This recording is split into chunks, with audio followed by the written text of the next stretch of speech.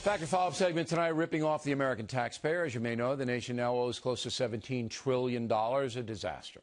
And one of the reasons for that is the incredible debt that the federal government runs up by wasting money.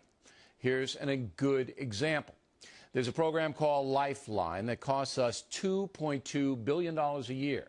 That entitlement provides a discount on phone service for low-income Americans. Also, some phone companies give away telephones as part of the Lifeline situation. In 2008, the lifetime budget was $822 million. Last year, that had risen to an astounding $2.2 billion under the Obama administration. Recently, a whistleblower group called Project Veritas, Truth in Latin, launched an undercover investigation of the program. One of the undercover stops, Philadelphia. Once you guys give me the phone, it's my phone. I don't need to bring it back or anything? No. See, the only way you got to bring it back is, let's say you're not longer on that insurance that you signed up with, then you have to bring it back. But other than that, it's yours. Okay, gotcha. So I can like sell it and stuff. Whatever you want to do with it. Okay. So get some money for heroin. Hey, I don't judge. So the free phone can be sold for drugs, and the Lifeline worker doesn't seem to care.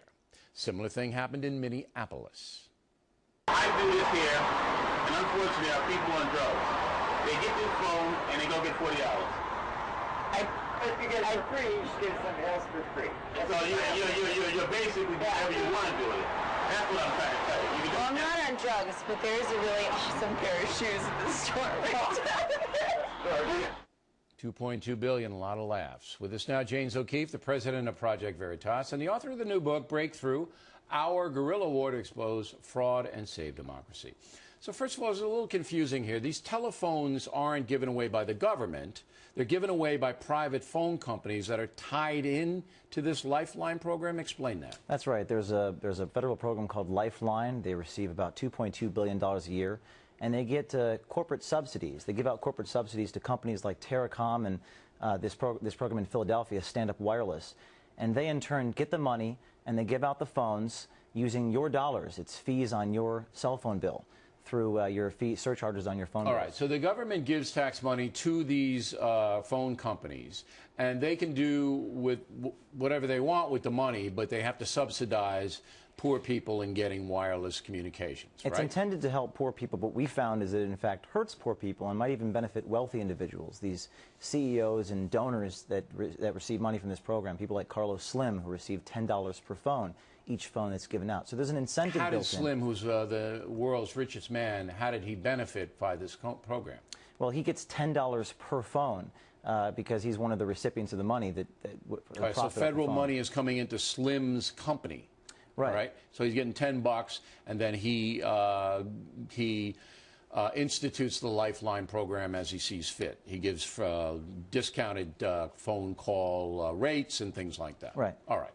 Now, when you do something like this, you're always going to be accused of, slighting the poor, and they should have this, and you got to lift them up, and you say what? I say that this, like all the things we've done at Project Veritas, we've done investigations into a lot of different organizations, Medicaid fraud, Acorn fraud, voter fraud, all of the time. Every time we do an investigation, it forces a response. It forces people to resign. Yeah, the Philadelphia company fired all the guys and said, yeah, it's okay to sell the phone for heroin, and they're all fired. Every single person we visited advised us we can sell the phone for drugs, so it's not just an isolated incident. I don't believe it is either. I think you're absolutely on target. I think these entitlement programs are totally out of control. Let's talk about your book for a minute. You became famous when you were convicted of a misdemeanor for breaking into Senator Mary Landrieu's office, right? And your parole was up June 1st, so now you're a free guy, right? I'm a free man. It was actually probation. Probation, I'm sorry. Yeah. You didn't go to prison. You write about it in the book, but you defend yourself. You say you didn't commit any crime. Yeah, we've been through the Breakthrough book is incredible because it takes you on a journey through all the things we've been through.